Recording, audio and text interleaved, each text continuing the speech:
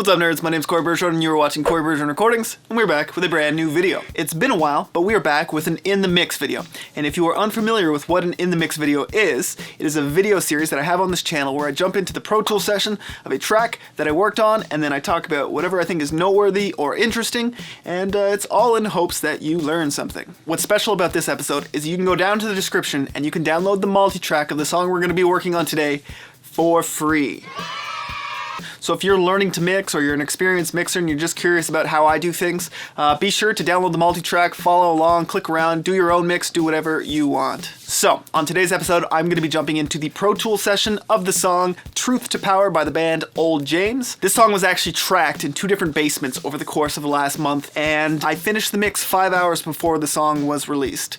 Crazy stuff. Before we jump into the main part of the video, I'm going to leave timestamps to all the different parts of this video at the top of the comment section. So if you're finding that you're not really interested in a specific part of this video, you can skip to the next one and keep on watching. Okay, let's jump into it.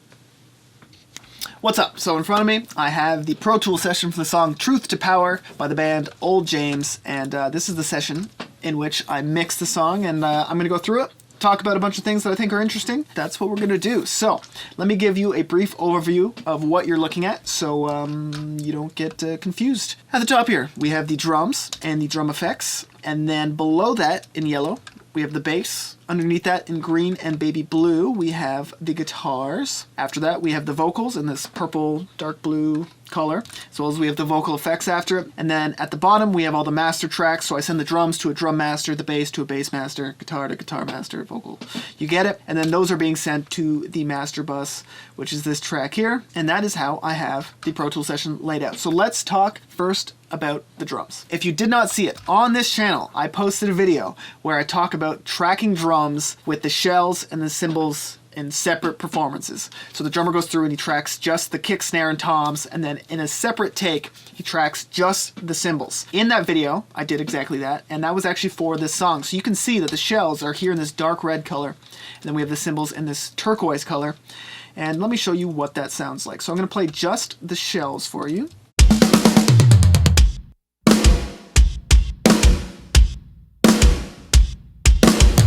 If you didn't hear the cymbals, you'd think that this is a Queen song, but it is not. So let me play you just the cymbals.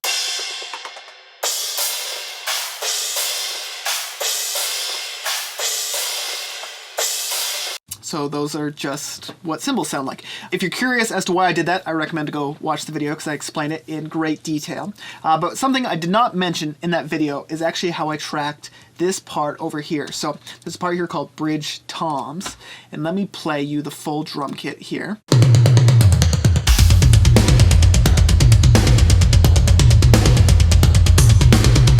So you can hear that we're playing 8th note triplets on both the hands and the feet. Now if you've edited a lot of drums, you will have nightmares about parts like these because the hands are playing the same rhythm as the feet, and if they start flamming at all, which will probably naturally happen as drummers are human, it makes editing a bit of a nightmare. And so what I did instead is I actually separated the feet from the hands for the shell recording. So this is actually 3 performances. We have just the kick drum, we have the snare and toms, and then we have the cymbals.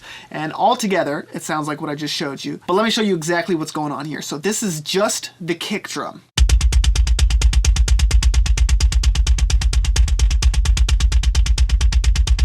Really exciting stuff. Up next, we have just the hands playing the snare and toms, and that sounds like this.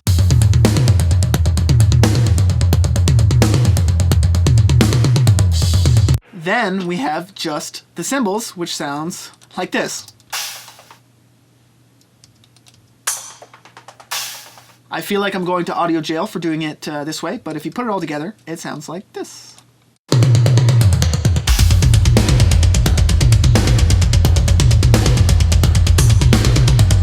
So the reason why I chose to track the drums like this was to make sure that I had full flexibility on making sure the performance sounded as good as it possibly can, but also in a way that still sounds natural. So I thought that was pretty interesting. So if you haven't already noticed, there is a kick and snare sample. So let me play the drums without the kick and snare sample.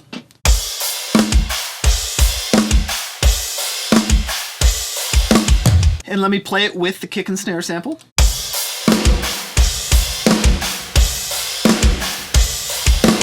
So So you can hear a big difference on the way the snare drum sounds, and that's because not only am I using a close mic sample, I'm also using a room/reverb sample to make the sound of the room the drums were recorded in larger than it actually was. So that's why I'm using these samples. So the next thing I think that is noteworthy is the way that I address the cymbal bleed in the snare drum microphone. Now this is something that I don't do on every mix, I do it just when it's necessary, and I felt like it was in this mix, and let me show you why. So while we were recording just the shells, the drummer Chris actually was playing the cymbals, because if I took the cymbals away from him, it would change the way that he plays drums, and that's not what I was trying to do. So there is cymbal bleed in the snare microphone, which I felt was undesirable. So this is what that cymbal bleed sounds like.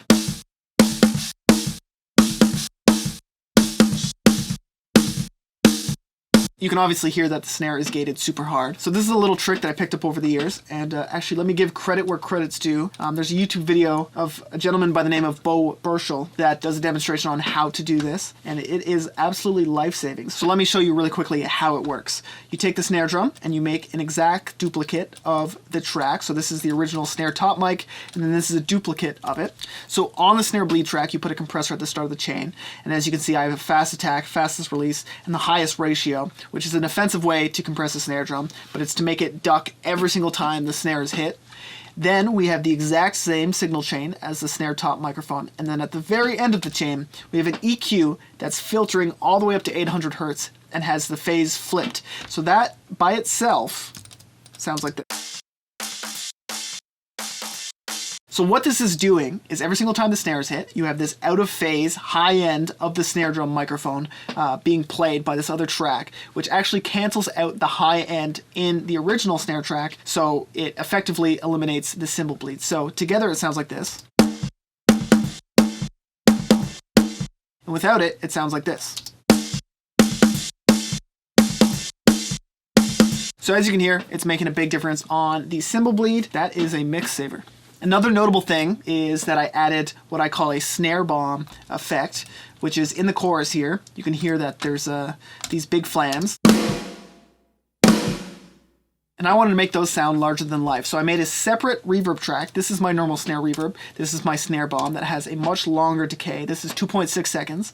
And I automate the send on it, so it only happens during the choruses. And altogether, the snare bomb aux with the snare sounds like this.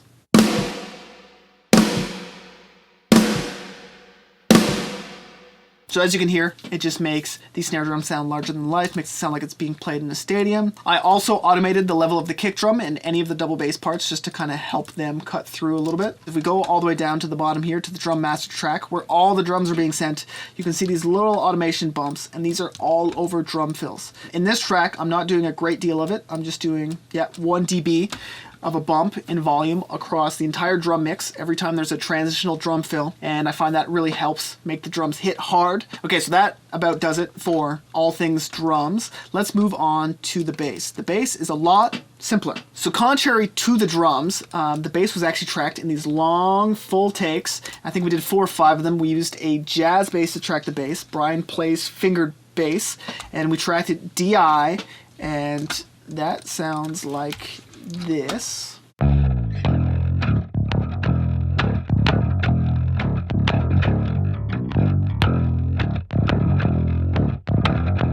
Now, I did not go through and edit this bass at all. Brian is a really strong bass player, and I felt with the drums being so locked in, it was important to let the bass breathe a little bit to give the track the raw energy that this band has when they play live. If I would have been too clinical when approaching the bass, I feel like I really would have killed the overall vibe of the song. Now, after we recorded, this is where I started shaping the tone, and I do what I always do. The way I approach bass generally, especially when I'm working on rock music, is I make a low bass and a high bass track.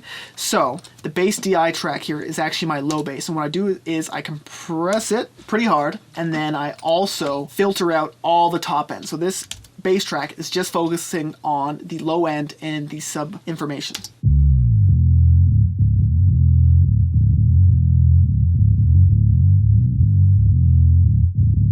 I've explained this in previous In The Mix videos, and my approach to this bass was no different. For the top end, I actually used a slightly slimier, sleazier bass tone. I actually used the STL Tone Hub John Feldman preset pack, preset number 39, called Filthy Bass, because it sounds exactly like that. So with no plugins on it other than the STL Tone Hub, that sounds like this.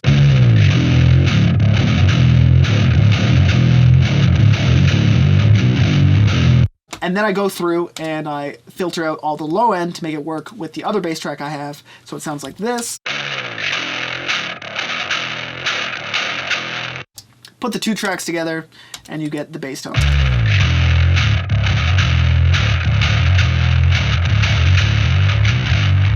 The reason why I mix bass like this is because you get a nice, tight, clean, controlled low end, and then you get a nice gritty top end, so you get the best of both worlds. I find you need a nice clean low end for the whole mix to kind of sit properly, and then you get that chimey, distorted bass tone to just cut through the mix. In this track, there's actually a bit of a bass solo or bass lead. I believe it takes inspiration from Rage Against the Machine. Brian, the bass player, brought his whammy pedal down and tracked this.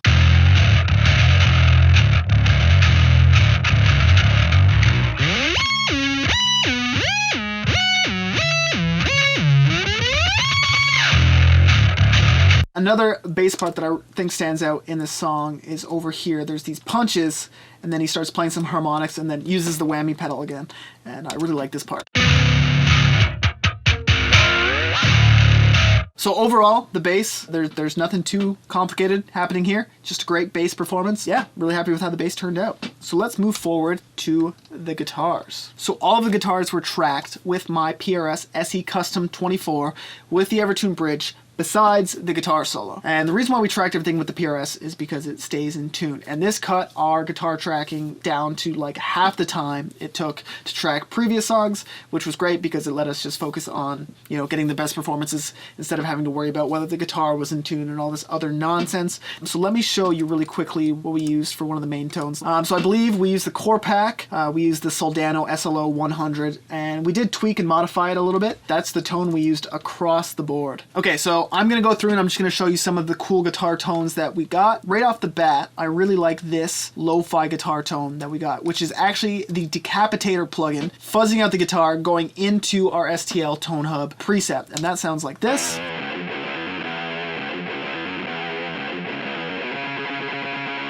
So you can hear it like farting out and like overloading the amp. I love that sound. For the main riff, we double tracked it and it sounds like this.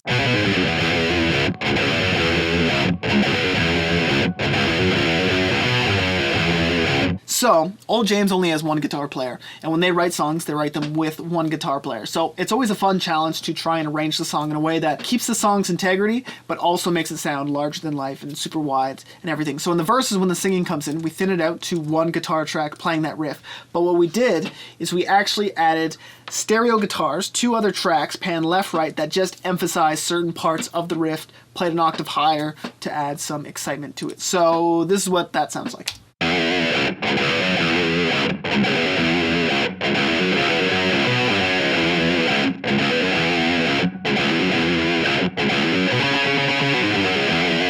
Pretty cool. So this is what the main chorus sounds like.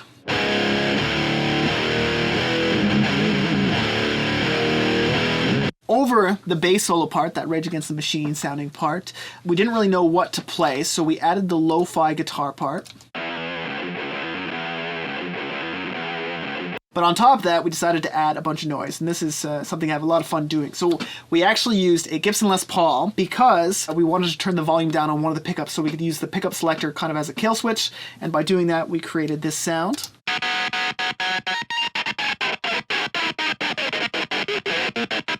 And then on top of that, we added this transitional effect where we use the whammy pedal, but we use it to pitch the guitar down. So all together, that sounds like this.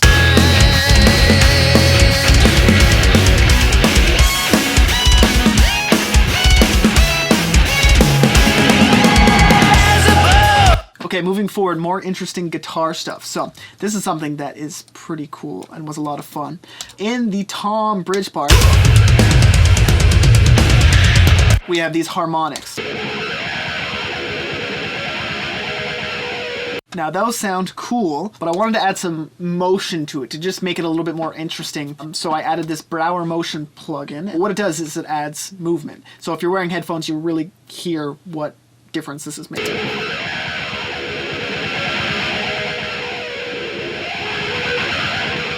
It makes it sound like the track's moving forward in a circle, like front to back, side to side, and that's really cool. And then on top of that, I just duplicated it and I made a track with the reverb. Just to kind of create an atmosphere, the two of them together.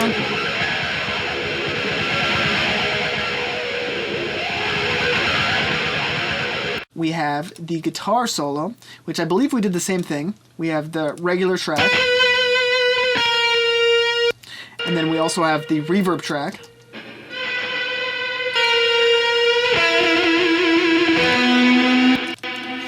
Which is nice. And then at the end of the solo, we have this shreddy part. And the only reason why it's on a separate track is because we wanted it to not have the delay effect. So it actually is all one performance, but we didn't want the delay on it because we felt like it muddied up the run. So altogether, this is the solo.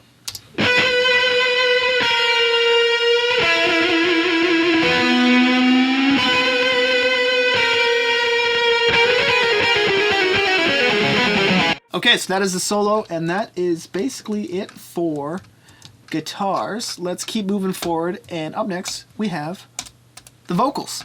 The vocals are primarily two parts. We have like the verse section and the chorus section. So let's start breaking this down. And let me solo the verse vocals, and then we'll start breaking it down.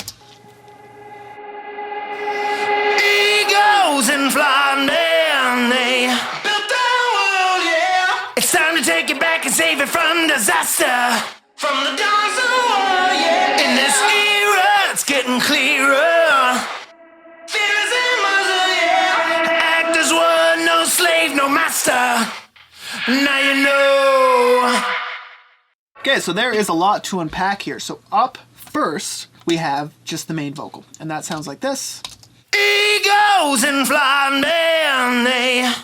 You get the idea. It's a great, clean vocal performance. I felt like it wasn't hitting as hard as it could with the rest of the track for whatever reason, so I experimented with adding a reverse reverb to just make that first line like come in properly, and I really like the way that it sounded. So as you can see, I put it in more places than just the start.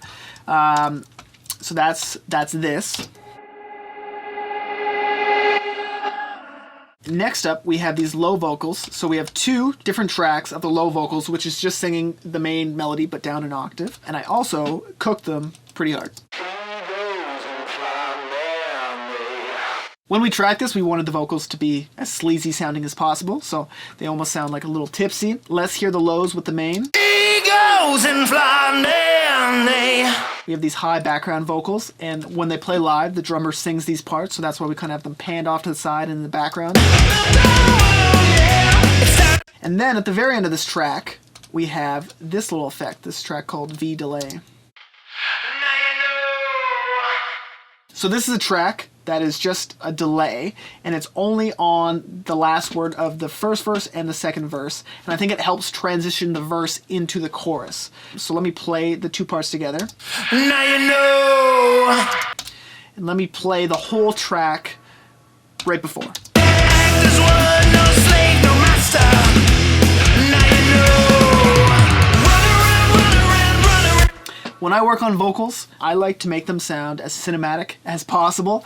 The same way that I focus a lot of energy on making sure drum fills sound good and that they pop through a mix, same way I use guitar sounds to make parts transition, I apply the same techniques to vocals to make the tracks as effective as possible. So let me show you what I did in the second verse. It's all the same arrangement, and I'm using the exact same effects, but I think it really makes more sense in the second verse. So check this out. Humanity beckoning retrograde, yeah. That chorus hits. That's the verse. So the chorus is three main tracks. This is how I usually like to do it. Pan one center and then two left right to support the center vocal. But what I did different in this case is I actually cooked the left and right vocal. Run around, wild. So the three vocals together sound like this. Run around now. A head so full of lies. The teacher teachers, the preachers, the cognitive thieves feed you what it's like while they're taking over you. On top of this, we tracked low vocals, and what I went ahead and did is I actually separated them because there's certain lines I wanted to sit in a specific way in the mix. So let me play just the low vocals. Run around now. The teachers, the preachers, the cognitive thieves are taking over you. So you can hear the ends of words start going into the next word. These are actually full takes from start to finish of the chorus, and I kind of arranged them separately. Moving forward in the chorus, we have harmonies, and they are just at the very end of every single chorus. And the reason why is because the first like 3/4 of the chorus is like really hard, really aggressive, and at the end it becomes angelic. So I made the harmonies kind of like super washed out with a quarter note delay and reverb. All of the chorus vocals together going into that part sound like this. The teachers, the preachers, the cognitive thieves feed you what it's like while they're taking over you. Then you can hear at the very end we're missing the last line, and that's because the last note, I thought it was cool to just have it be dry and a single voice. So you get this angelic part, and then it all comes back down to one voice. Check it out. Over your mind. Sounds cool, makes a lot more sense in context. Let me play that. While they're taking over your mind. Ooh, another part of the vocal that I really like is right before the last chorus. We have this super blown out sounding vocal, and it sounds like this. No pressure, no diamonds. Universal law. Positive action. So I'm using the Waves Kramer tape plugin to create this effect. I love the way this sounds. It breaks up in a really cool way. I'm a big fan of this. This was my idea, and I'm glad that the band didn't tell me to not do this, because I think it adds like a really cool aggression to the whole thing. So let's hear that in the whole track. No pressure, no diamonds. Universal law.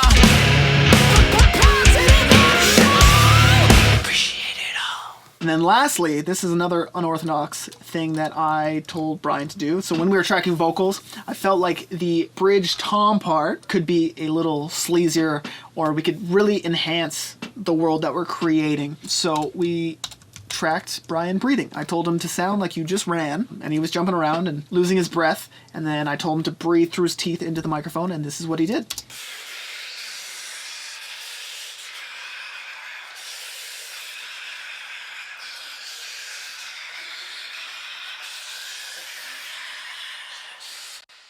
So that sounds like weird distorted breathing by itself, but let me show you what it sounds like in the track.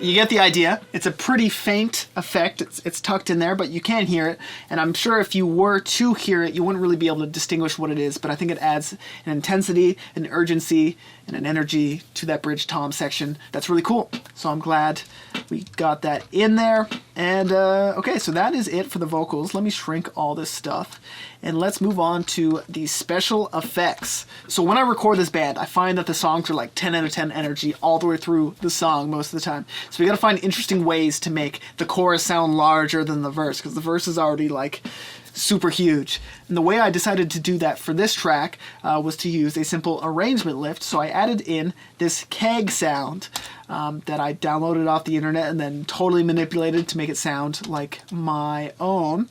It sounds like this. And then I also made a reverse reverb out of it, which is really good for transitional effects. So that is in the choruses.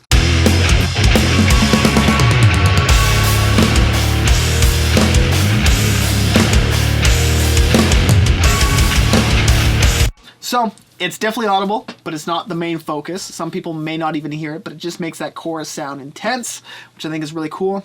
And then the other two things I added, which is a common thing that I like to do, is just a little bass drop It's not super loud. I'm not trying to make it like super in your face, but it just makes things punch on the one, and then an additional crash cymbal. These two things together can make every chorus hit. Those 4 things make those chorus hit super hard. Just for fun, let me play it without those 4 things.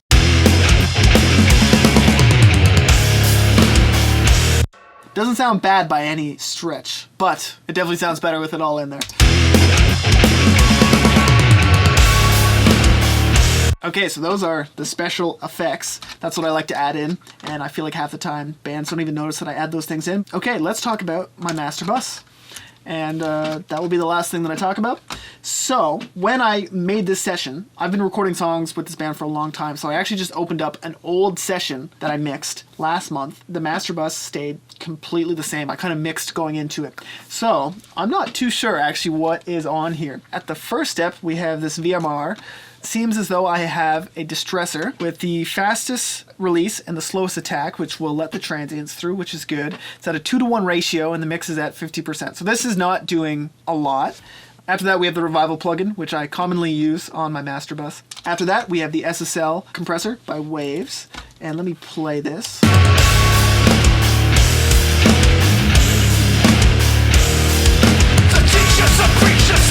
So we're hitting 2-ish, 3 at the most dB of gain reduction, which is kind of the sweet spot on a mixed bus compressor. And then we also have this linear phase multiband, but it's only being used on the low end, and that's compressing the low end. Keeping that low end tucked in, not bad. We have the VTM, the virtual tape machine, which is on its stock setting, so I'm not sure if this is doing anything. Then we have another VMR, 2-to-1 ratio, kind of the same settings as before, less input. If we're doing 1 dB of gain reduction at 2-to-1 with a 50% mix, we are tickling the mix. We are barely doing anything. Up next we have the JST clip, which I love this plugin. I use it on my drums, and a lot of times I do use it on the master bus. Then after that I have a limiter, the Slate FG comp, and it's barely doing stuff. It's just making sure nothing clips. And all together,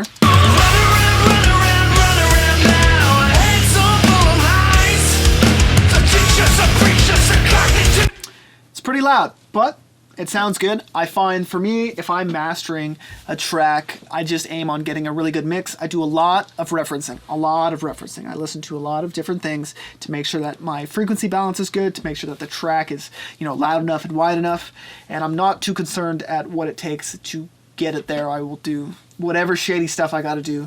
Okay, so that is the mix for the song Truth to Power by the band Old James. Remember that you can download all of these tracks. There's a link in the description to do exactly that.